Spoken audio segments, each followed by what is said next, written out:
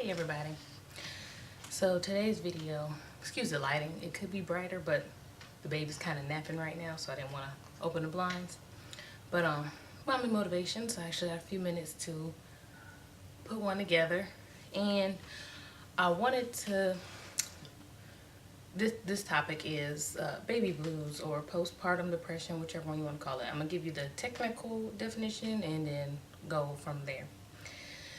After a woman is given birth, it's a depression a woman goes into after giving birth, and it can be moderate to severe, and it may occur soon after delivery or up to a year later. Most of the times it occurs within the first 3 months after delivery. So the reason I took this topic and I'm using this time to speak on it is because, first off, I have dealt with this before. Everyone deals in different ways, everyone copes in different ways, and everyone recovers differently. Let's start with, it's real and it happens and it's normal.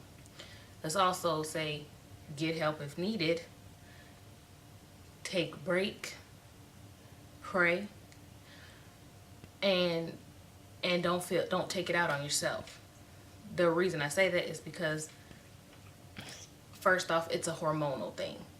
It starts off with our hormones being out of balance, and then with all the stress and strain that our body just occurred, that just happened to our body to give birth to this child, and all the stress that comes with actually taking care of this child, it's a lot that goes on, which feeds into this. And if you're in a situation in your life where you're already stressed, or you're in a tough relationship, or your relationship is going through a tough time, whatever, it all piles up. And I guess this is kind of a continuation of We Can Do It All, right? The mommy motivations I did previously. And it's like, no, we can't, especially in this time when you just having a child. When people try to help, let them help. Don't be afraid to ask for help, because that's what help is. Help is help. It's for people it's people to help you out, aid you in a time of trouble or in a time of overwhelmingness, whatever you want to call it. I know I just made up a word, but I'll get into my personal experience with it. I think I've experienced it mostly with my first pregnancy, and I expressed mine differently. I internalized everything, and mine was more of anger. I was angry, and because I was depressed, because I was so sad about stuff, I was mad. And it was never with the baby, because sometimes you can internalize it and it can be directed towards your baby, or it can be directed towards a partner, whatever. Because I was feeling so vulnerable and so overwhelmed and stressed, I internalized it and turned it into anger. And then I expressed my anger in rage and in physical fighting. Like, I really had a tough spurt there. Like, it was really bad. Like, everything was cool. Like, seriously, up until a few months after I had my son. Because me and my husband had been together at that point almost 2 years. What was it? No, we was together for a year. Because right when we got back together, I got pregnant. And then a couple months later, so we just started living together. Well, we hadn't just started, but it was a year in, like, still tough. And I became a quote-unquote baby mama. I couldn't deal with that because we weren't married yet. We weren't even engaged yet. Those were things we were planning to do, but our pregnancy happened to happen before all of those things.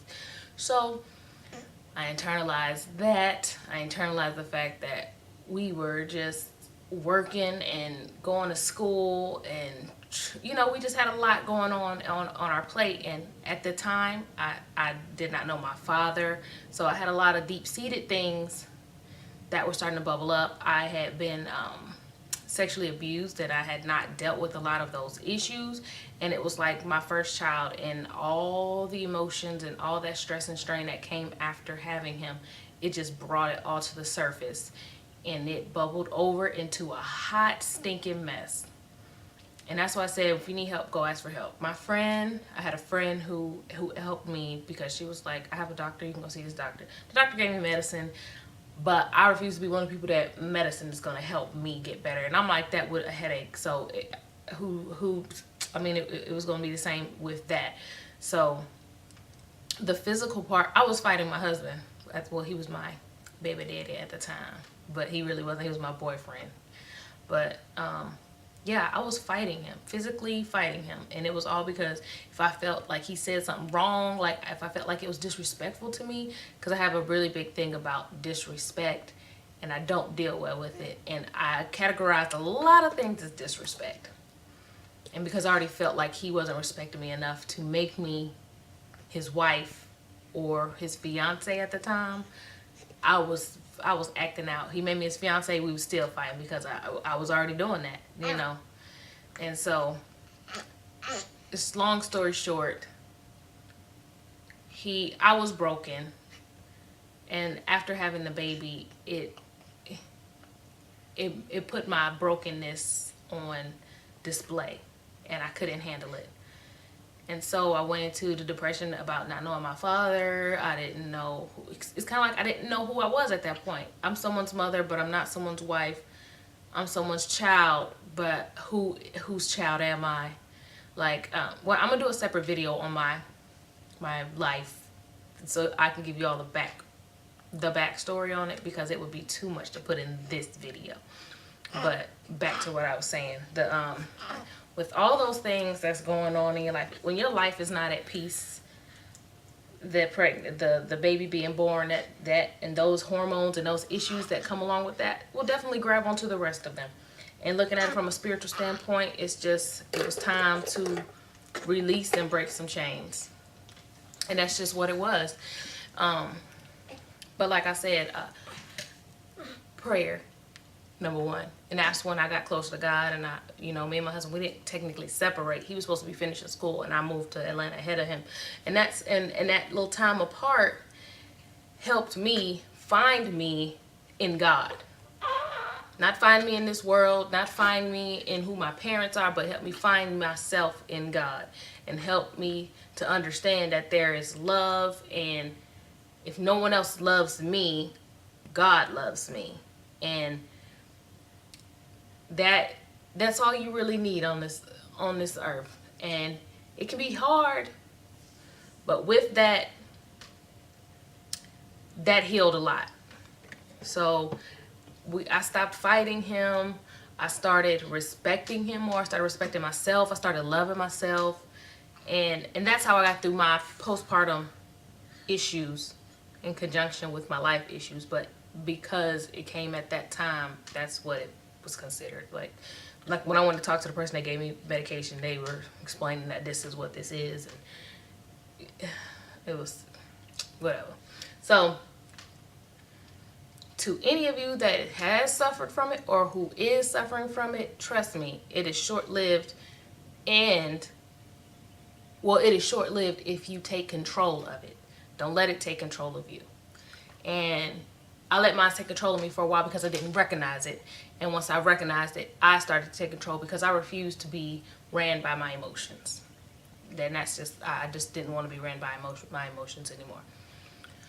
When it comes down to any other pregnancies, yeah, there's times that I just get overwhelmed after, but I don't think that I've had postpartum. I've had, a slight mommy blues moment. Like, it just may be a moment in the day where I'm just like, oh my gosh, well, how am I going to do all this? But that just comes with being a mom. And, what is this? Sorry. That just comes with being a mom. So I wouldn't necessarily consider that the mommy blues. I would just consider that everyday life. Because there's, a lot of days in the week, you look at yourself and like, oh man, I got so much to do. How am I going to do this? Okay. And, you got to gather yourself. And that's what I'm going through now. It's just like, oh man, all these kids, all this laundry, everybody's so hungry all the time. Like, I can't booby feed and cook at the same time. I mean, I could, but that's just dangerous. Yeah, I'm rocking the baby, so that's why I keep moving so much. But trust me, with God you can overcome it. With medication you can overcome it. With talking to someone you can overcome it. With praying you can overcome it. There's so many different ways and so many different combinations. It's all up to you and what you're comfortable with and how you want to deal with that. Don't let no one make you feel no type of way. And I know that no one let you feel no type of way. I know that was bad grammar and bad English. I don't care. But I'm trying to say it doesn't matter what someone feels about how you feel. You take care of you, and that's all you can do. Don't let no one make you feel bad because, oh, you suffering from postpartum. You're not weak.